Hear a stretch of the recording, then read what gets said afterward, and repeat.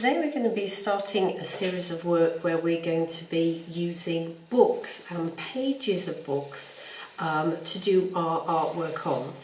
You will see that accompanying this group of activities that there are some examples of how you can use everyday objects that you find at home to make artwork.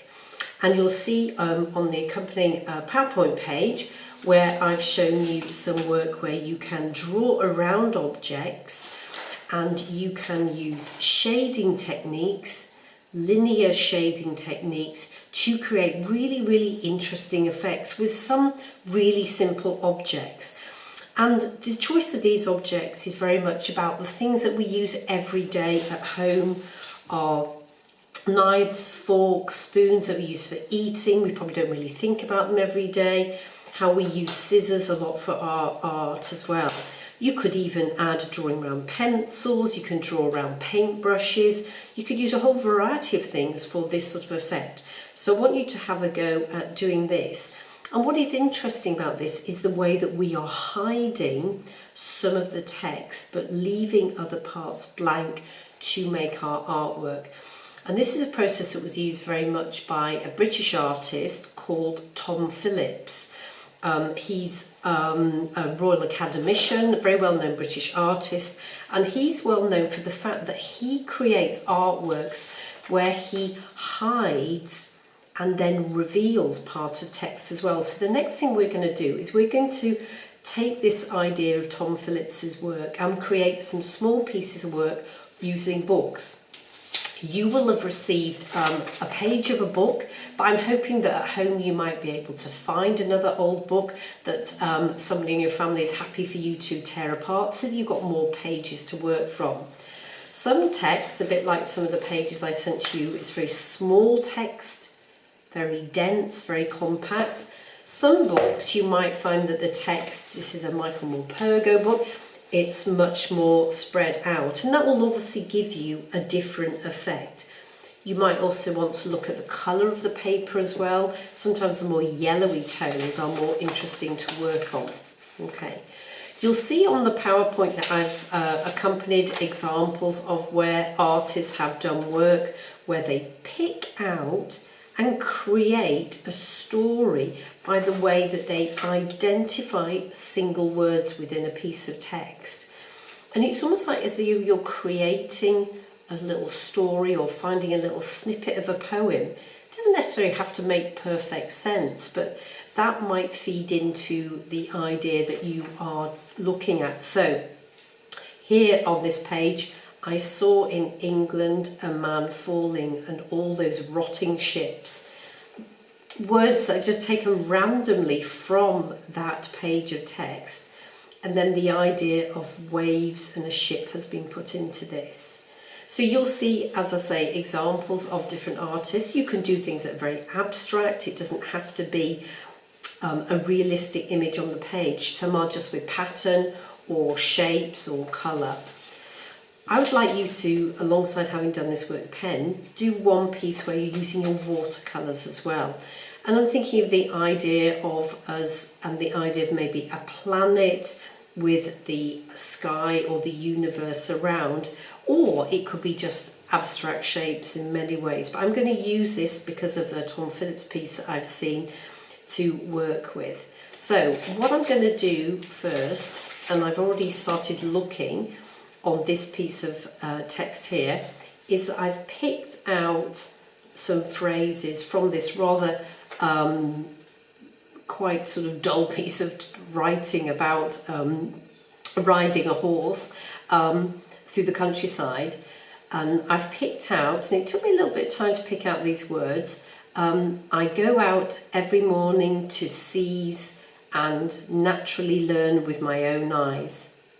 So it doesn't make perfect sense, but it's this idea of seizing the moment, to seize a moment and to learn from it. So what I'm going to do now is I want to put in a circle in here to use that as a sort of metaphor for a planet, that we're all on the planet and we're all in this together. We're all isolating in a weird way. So I'm going to take something to draw around, and I'm going to take my mug here to create a circle. I'm going to try and get it to sit over some of the text here. So I'm going to position it like this here, and then I'm going to draw around that. It's slightly off centre, but that's fine. I might even have another circle, another planet or something coming in as well, so I might actually take my Pritt stick and do another little circle that's going to sit down here as well, as if I've got a moon in there. So I've got my letters identified, my words identified there, and my circles here. Now I'm going to actually go to use my watercolours, and I'm going to actually start to paint onto the paper, as you can see here, but I'm leaving, so like Tom Phillips says, I'm actually hiding the text that I'm not interested in, but I'm leaving exposed the letters that I want to stand out, the letters that I want the viewer to read. So I'm using my paintbrush, using the watercolour, and I'm going to make my page a little bit more interesting rather than just using flat blue. I'm going to shift my blue as I go down. So I'm going to blend in, so it's wet in wet watercolour, and I'm going to blend in some of this darker blue coming into there. And then I'm probably going to go into some of the purple as it comes further down. So I'll carry that on down there, and that will come more purpley into here. So as I say, working wet in wet.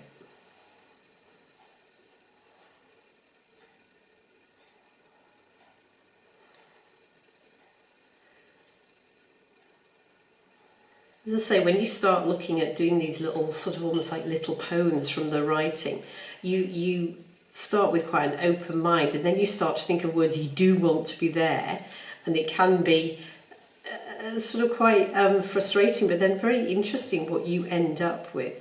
And as I say, these don't have to make perfect sense. So if your little phrases, your little poems that are standing out are a little bit eccentric, we might say, all the better. Okay, so I've done my blues. I could probably bring the blue further around there, or I could fade it out just a little bit more into there. But I'm covering up, but then leaving some of those letters. Now, because I want this to sort of feel a little bit like the planet, you could even use different colours than greens and things, which could be a metaphor for the Earth, or you could have it as a planet more like, say, something like Venus, which is much more orangey and reds. So I might actually start to do some different tones. I'm going to go a little bit more colourful with this. But again, what I'm trying to do is just paint around the letters so that they stand out. And I've got one letter that's sort of merging out of there as well. I'm going to go into some pinky tones into there as well.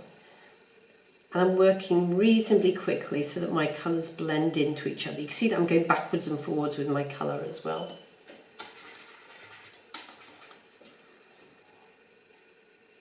You can, when the watercolour is dry, draw onto them, and I do suggest that you look at some of Tom Phillips's work, and I will get people to have a little bit of research done into Tom Phillips, so they have a little bit of an idea of his work as well, because he's a really interesting artist to look at and use in many different ways. So I'm going to stop here and let you have a go at doing this, carrying on and using the watercolour. I'm going to finish working here. Here you can see I've got my blue bleeding into there, and it might be best to do your blue first, maybe let that dry. This kind of paper probably dries quite quickly before I do this, and then I wouldn't have had that bleeding in. Or I could just blend it in and make a feature, make that side a little bit darker there in many ways. Okay, and as I say, you can draw on top of that, you can even collage little extra bits on top of that.